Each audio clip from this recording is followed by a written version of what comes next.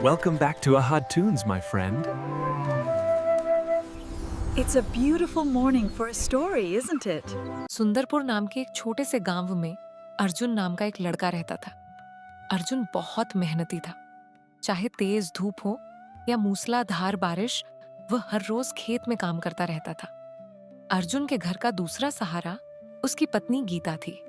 गीता गांव के चौराहे पर एक छोटा सा ठेला लगाती थी, जहां वह तरह तरह के खाने और नाश्ते बेचती थी।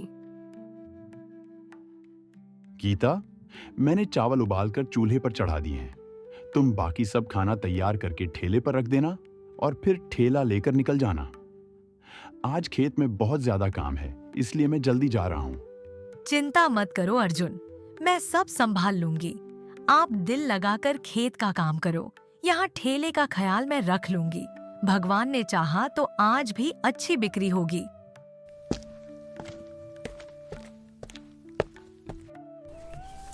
गांव का एक और किसान जिसका नाम रघुवीर था वहां आता है। हा, फिर से फसल उगाने की तैयारी कर रहे हो? तुम्हारे खेत में तो कभी कुछ ठीक से उगता ही नहीं। बेहतर है मेहनत छोड़ दो। रघुवीर भाई, जमीन उन्हीं को फल देती है जो सब्र और लगन से मेहनत करते हैं। आज नहीं तो कल मेरी मेहनत भी जरूर रंग लाएगी। मैं कोशिश करना नहीं छोड़ूंगा। रघुवीर आगे कुछ नहीं बोलता और अपने खेतों की तरफ चला जाता है। दिन भर काम करने के बाद रात को अर्जुन घर आता है और खाना खाने बैठ जाता है। तभी गीता पूछती है, क्या हुआ, आज ज्यादा थक गए हो? नहीं गीता, वो रघुवीर भैया है ना, वो रोज मुझे तानकीद करते हैं कि तुम्हारी फसल नहीं होती, इसलिए मुझे बुरा लगता है। आप खेत में काम क्यों करते ही हो? पहले तो मेरा ठेला तैयार करवाते हो, खाना बनाने में मदद करते हो और फिर खेत में काम करते हो। छोड़ दो वहाँ, बस ठेला ही हमारे लिए काफी है। वो खेत मेरा पिताजी ने बहुत मेहनत से खरीदा था। अब मैं उसे ऐसे ही नहीं छोड़ सकता। अगले दिन गांव में एक बूढ़ा बाबा आता है। वह गांव वालों से कहता है, गांव वालों, इस गांव पर बहुत बड़ा बारिश का तूफान आने वाला है। इससे सब कुछ तबाह हो सकता है, इसीलिए अपना राशन और जरूरी चीजों का इंतजाम कर लो। लेकिन गांव के लोग अपने अपने कामों में लगे रहते हैं। कोई भी उस बूढ़े बाबा की बात पर ध्यान नहीं देता। सिर्फ अर्जुन होता है जो दूर से यह सब सुन लेता है। उसका दिल बेचैन हो जाता है। कुछ सोचकर वह तेज कदम उठाता हुआ जमींदार के गोदाम की तरफ चल पड़ता है। जमींदार जी, मुझे एक बोरी अनाज दे दीजिए। अर्जुन, तुम तो उस दिन 2 बोरियां अनाज की लेकर गए थे। चलो, मेरा क्या है, जितनी बोरियां चाहिए ले। अर्जुन बोरी उठाता है और घर की तरफ चल देता है।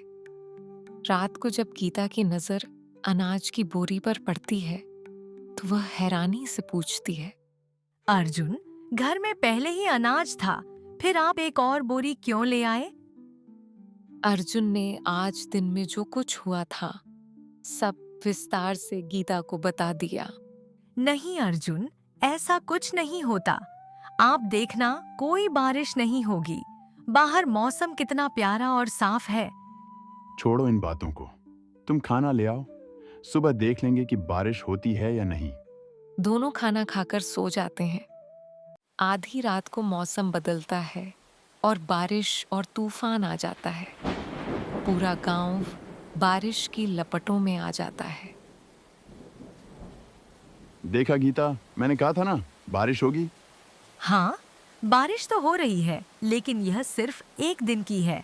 आज देख लेना, कल फिर सब ठीक हो जाएगा।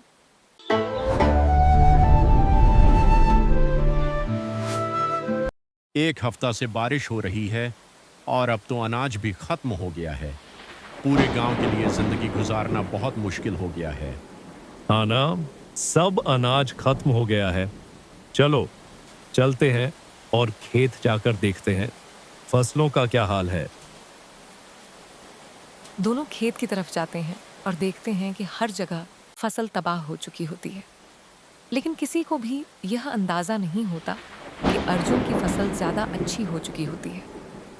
कुछ दिनों बाद बारिश बंद हो जाती है और जिंदगी धीरे धीरे फिर से सामान्य होने लगती है, मगर गांव में अनाज की सख्त कमी हो जाती है।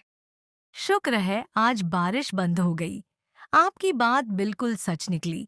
पूरे गांव में अनाज की कमी हो चुकी है, सिर्फ हमारे पास ही अनाज बचा है। हाँ, बाबा जी ने पहले ही बताया था, लेकिन गांव वालों में से किसी ने भी बात नहीं सुनी। गीता, मैं खेत जा रहा हूं, देख कर आता हूं कि वहां का क्या हाल बना है। जब अर्जुन अपने खेत में जाता है और अपनी पकी हुई हरी भरी फसल देखता है, तो वह हैरानी से भर जाता है। खुशी के मारे वह फौरन भागता हुआ गीता के पास जाता। गीता, बहुत बड़ी खुशखबरी लाया हूं। मेरी मेहनत रंग ला गई। पूरे गांव में किसी की भी फसल नहीं हुई, लेकिन मेरी फसल पककर तैयार हो गई है। वाह, क्या बात है! इस मौसम में जिसमें किसी की भी फसल नहीं हुई, आपकी फसल हो गई। आपकी यह बात भी सच निकली कि मेहनत से ही कामयाबी मिलती है। मैं फसल काटने जा रहा हूं। अर्जुन आकर फसल काटने लगता है, तभी रघुवीर आता है। अर्जुन भैया, बहुत बड़ी गलती हो गई। आपको गलत और बुरा भला कहा। वाकई मेहनत नहीं छोड़नी चाहिए। मैं माफी चाहता हूँ। आज अगर आपकी फसल न हुई होती तो पूरा गांव भूखा मर जाता। रघुवीर भैया, मुझे आपकी बातें बहुत बुरी लगती थीं, लेकिन आपने गलती मान ली तो मुझे अच्छा लगा। नहीं भैया, जब तक मैं हूं, गांव में अनाज खत्म नहीं होगा। आज ही मैं फसल काट दूंगा और कल अनाज सबको मिल जाएगा। तो दोस्तों, कैसी लगी ये कहानी? याद रखो, मेहनत कभी नहीं छोड़नी चाहिए।